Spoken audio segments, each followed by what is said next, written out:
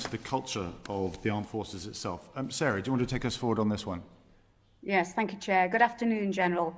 During your introduction, you touched on your greatest asset being your people. The Secretary of State for Defence wants a more diverse armed forces, and indeed last month is reported as saying the department hadn't done well enough. Now, female and BAME personnel are overrepresented in the military complaints system and underrepresented in recruitment. So, General, are your diversity and inclusiveness initiatives failing?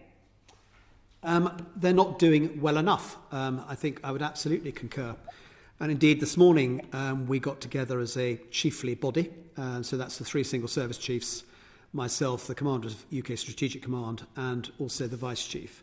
And we had a very first principle conversation about how we can increase our effort and deliver some action that will actually take us over the bar.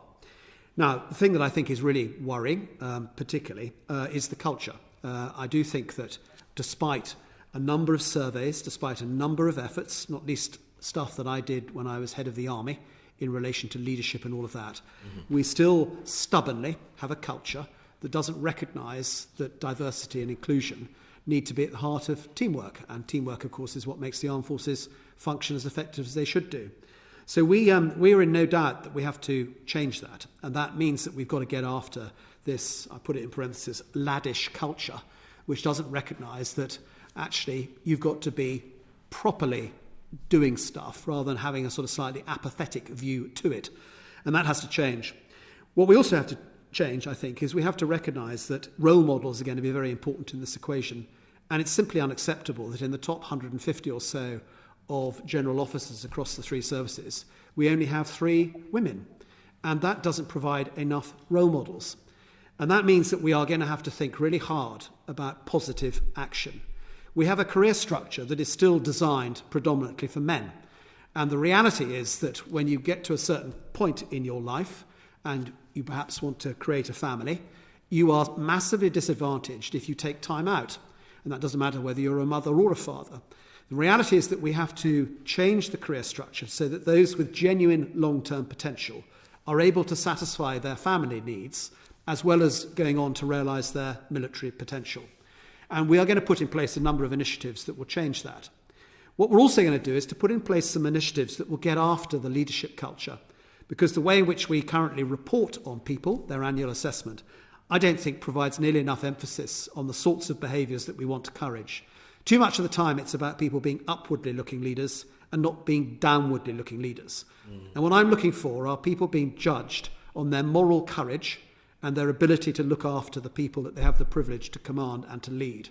And if they do that, I think we've got a much better chance of stamping out the laddish and often much worse than that, thoroughly unacceptable behaviour that means that we undoubtedly push some of the really talented female but also black, Asian and minority ethnic people that we have in the armed forces out after only a few years. It is simply unacceptable that we are not moving the dial on this thing. And what will happen as a consequence of this session we had this morning is that the 6 chiefs of staff will sign a piece of paper which will make some really tough commitments to changing things.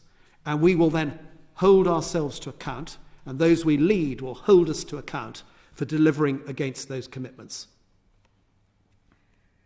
Can I ask you then, General, what progress have you made on the implementation of the Wigston report into inappropriate behaviour in the military? They made 38 recommendations. I would say that about half of them have gone in the right direction and about half of them need greater work. One of the things that has got to be improved is the service complaints system. It is simply unacceptable at the moment that this complaints system is, first of all, far too slow to deliver an outcome, and secondly, by the time it does deliver an outcome, it's often irrelevant in terms of the censure that comes with that outcome.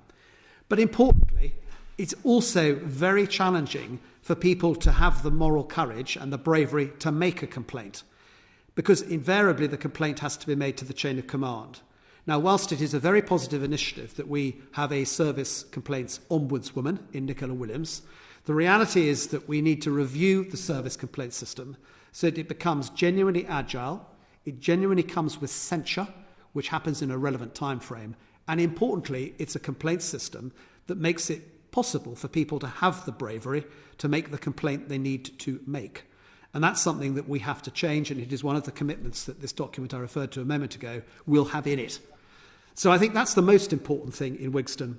But to your point, Danuta Gray, who is our Defence Board non-executive, who faces off on all our HR issues, has taken on a review of the Wigston report to see where we have got to with it. What she will also look at, and I have great confidence in her to do this, is whether Wigston went far enough. Because I bet you Wigston didn't go far enough, because it was done in 6 weeks. It was done with a lot of momentum. It was a very, very good report, but I bet you it could probably go a bit further, and she will look at that as well. So the answer is you have my personal commitment and that of my fellow chiefs of staff to make a difference. And I genuinely believe that we've got a body of people who realise that this is something that is a no-mission failure mission. General, you mentioned a document and a review. Have you got any timelines for this? Yeah, Danuta will do this very quickly, she told me this morning. I'd be amazed if we don't have it by the beginning of the autumn term. Thank you, General.